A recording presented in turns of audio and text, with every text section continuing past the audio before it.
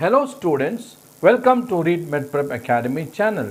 Today in Environmental Issues Part 4, we will talk about the rainwater harvesting, environmental impact assessment, biomonitoring, biodiversity impact assessment, geographic information system and remote sensing. What is this rainwater harvesting? It is the accumulation and storage of rainwater for reuse in site rather than allowing it to run off. Rainwater can be collected from rivers, rooftops, and the water collected is directed to a deep percolation pit. Here you can see a percolation pit. Mostly it should be more than 5 feet and 50% of the basal region should have 40 mm metal. Above that, the 25% should have 20 mm metal, and above that 15% should contain a coarse sand, and above the coarse sand there should be 10% open place so that the rainwater can fall and get absorbed and percolate down into the ground. The water percolates and gets stored in the pit. Rainwater harvesting is a sustainable water management practice implemented not only in the urban area but also in the agricultural fields, which is an important economical cost-effective method for the future. Here you can see the picture of the rainwater harvesting structure in a village where the water is collected from the rooftop and a drain pipe is connected and the water is filtered through a sand filter and the water gets accumulated in a water tank. The water, when gets accumulated, when it becomes in excess of the water tank, it can overflow into a pipe to a well where the water can recharge the ground level water. In this image you can see the rainwater harvesting in an urban area in the building. You can see the water is collected from the terrace and it makes way down the pipes into a suction tank. A filter placed in the tank clears the water of the impurities, and this water is taken to a collection tank which is fitted with a sensor, and this water is again sent to the overhead tank, and the water storage tank is then filled with the rainwater, and this can be used for routine domestic purposes. What are the environmental benefits of rainwater harvesting? Promotes adequacy of underground water and water conservation, mitigates the effect of drought, reduces soil erosion as surface runoff is reduced, reduces flood hazards, improves groundwater quality and water table, and decreases the salinity. No land is wasted for storage purpose and no population displacement is involved. Storing water underground is an eco-friendly measure and a part of sustainable water storage strategy for local communities. What are the advantages? To sum up, the rainwater harvesting provides self-sufficiency of water supply, reduces the cost of pumping of groundwater, provides high quality water soft and low in minerals, improves the quality of groundwater through dilution when recharged, reduces soil erosion and flooding in urban areas. The rooftop rainwater harvesting is less expensive and easy to construct, operate and maintain. In deserts, rainwater harvesting is the only relief. In saline or coastal areas and islands, rainwater provides a good quality water. Here you can see that the domestic collection of the rainwater can be used for various purposes like car washing, gardening, WC flushing, personal washing and bathing, drinking and food preparation, washing up clothes, and for laundry. Now, what are the importance of lakes? Water bodies like lakes, ponds not only provide us a number of environmental benefits, but they strengthen our economy as well as our quality of life like health. Lakes as a storage of rainwater provides drinking water, improves groundwater level and preserve the freshwater biodiversity and habitat of the area where it occurs. In terms of services, lakes offer sustainable solutions to key issues of water management and climatic influences and benefits like nutrient retention, influencing local rainfall, removal of pollutants, phosphorus and nitrogen and carbon sequestration. In this image you can see that the direct precipitation of clouds results in the rainfall which can be collected in large water bodies.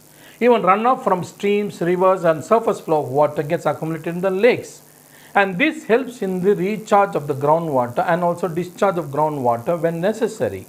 And there is mobilization of sediment-borne materials, and the dust dry for allochthonous materials that accumulates are also destroyed by the lakes. Now let us move on to the environmental impact assessment. Environmental impact assessment is an environmental management tool. It helps to regulate and recommend optimal use of natural resources with minimum impact on the ecosystem and the biotic communities. It is used to predict the environmental consequences of future proposed developmental projects. Example, the river projects, dams, highway projects, taking into account interrelated socio-economic, cultural and human health impacts. It reduces environmental stress, thus helping to shape the projects that may suit local environment by ensuring optimal utilization of the natural resources and disposal of waste to avoid environmental degradation.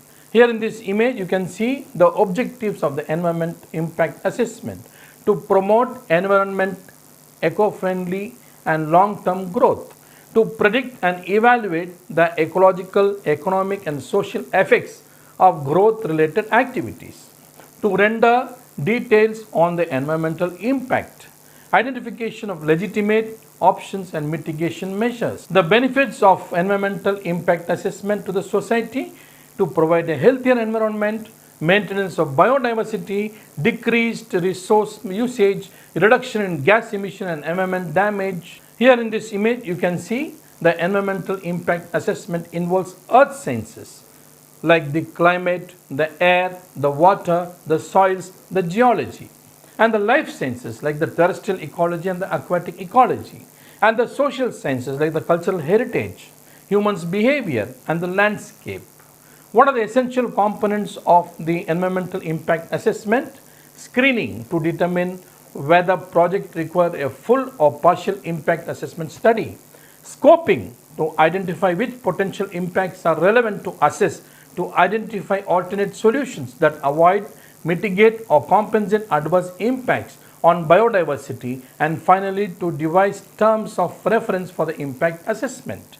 Assessment and evaluation of impacts and development of alternatives to predict and identify the likely environment impacts of a proposed project or development, including the detailed elaboration of alternatives.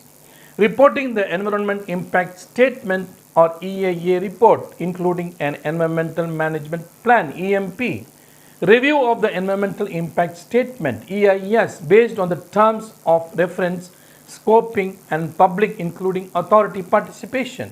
Then decision making on whether to approve the project for the environmental improvement or not and under what condition. Monitoring, compliance, enforcement and environmental auditing to monitor whether the predicted impacts and proposed mitigation measures occur as defined in the EMP. Now, what is biomonitoring? The act of observing and assessing the current state and ongoing changes in the ecosystem, biodiversity components, landscape including natural habitats, populations and species. An agricultural drone is an unmanned aerial vehicle applied to farming in order to help increase crop production and monitor crop growth.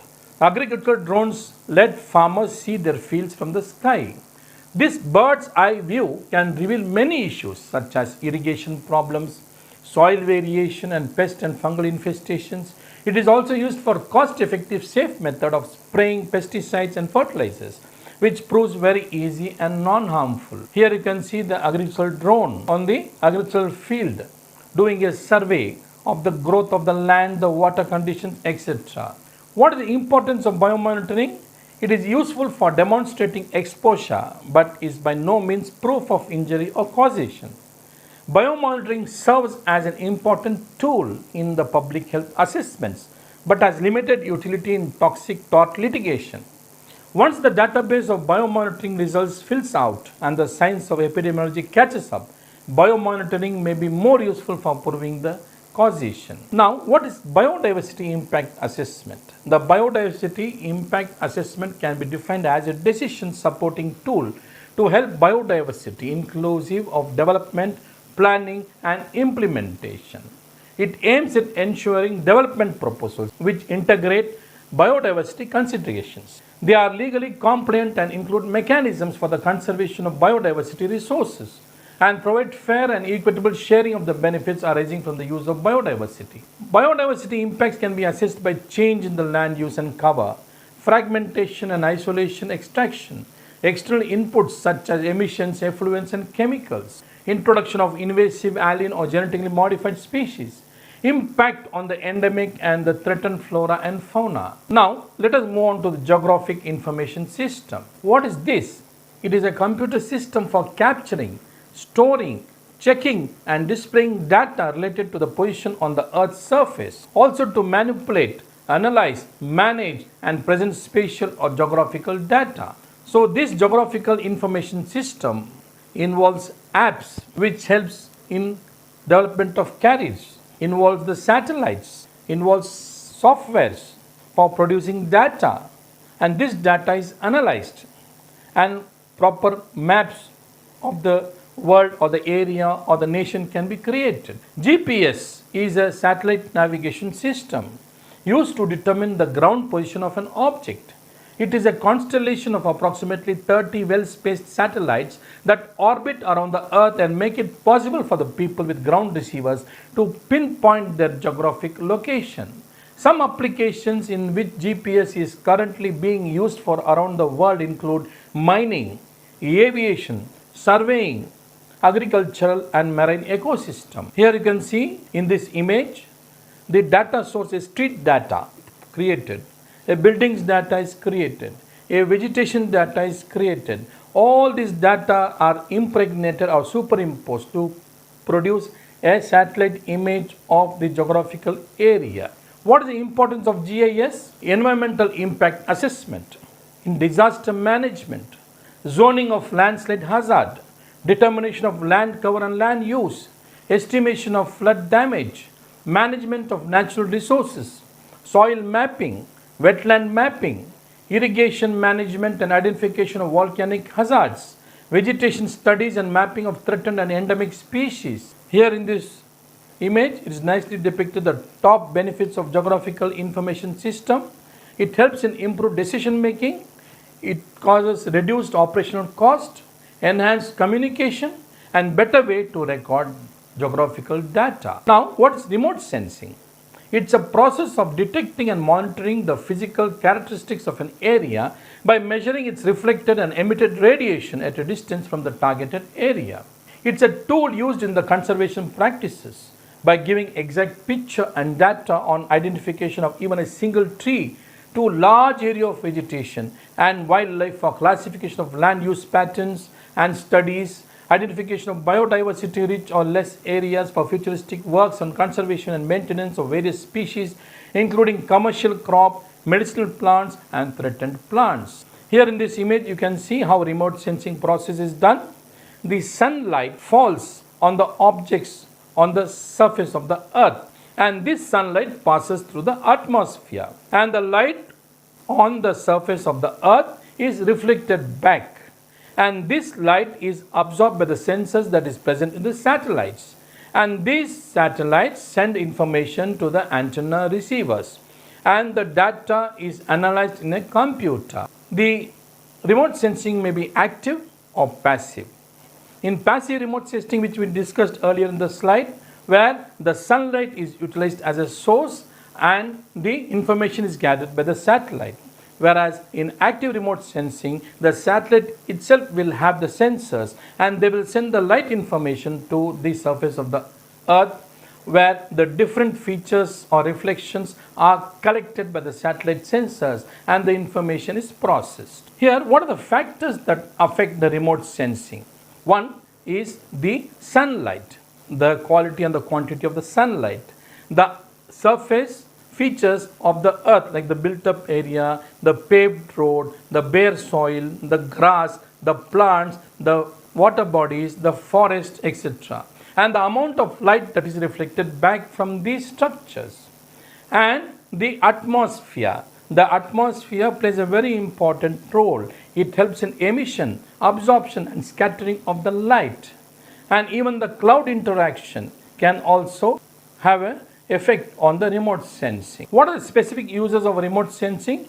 Helps predicting favorable climate for the study of spreading of disease and controlling it. Mapping of forest fire and species distribution. Tracking the patterns of urban area development and the changes in the farmland or forest over several years. Mapping ocean bottom and its resources. So to sum up the applications of remote sensing, topography and cartography, improving digital elevation models. Forest monitoring the health of the crops, mapping soil moisture. Hydrology, assessing water resources from snow, rainfall, and underground aquifers. Disaster warning and assessment, monitoring of floods and landslides, monitoring volcanic activity, assessing damaged zones from natural disasters, planning applications like the mapping ecological zones, monitoring deforestation, monitoring urban land use. So some applications of the satellites. SCATSat-1, the launch year was 2016 September. Application, weather forecasting, cyclone prediction and tracking services in India. INSAT-3DR, it was launched in September 2016, used for disaster management.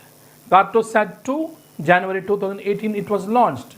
It helps in Earth observation. GSAT-6A, March 2018, helps in communication. Cartosat-2, it's a 100th satellite. It was launched in January 2018. It is used to watch the border surveillance. So today, in Environmental Issues Part 4, we discussed about the rainwater harvesting, environmental impact assessment, biomonitoring, biodiversity impact assessment, geographic information system, and remote sensing. Thank you. Kindly subscribe, like, share, and comment the channel Read MedPrep Academy. Register in our website www.readmedprepacademy.com for UG and PG MCQs. Our Facebook ID is readmedprep academy. Our email is readmedprepacademy@gmail.com. Our Instagram is readmedprep academy. Join Read MedPrep Academy for UG and PG NEET preparation. Kindly WhatsApp the number given below. Post your questions in the comment box. We will reply with appropriate answers. Thank you very much.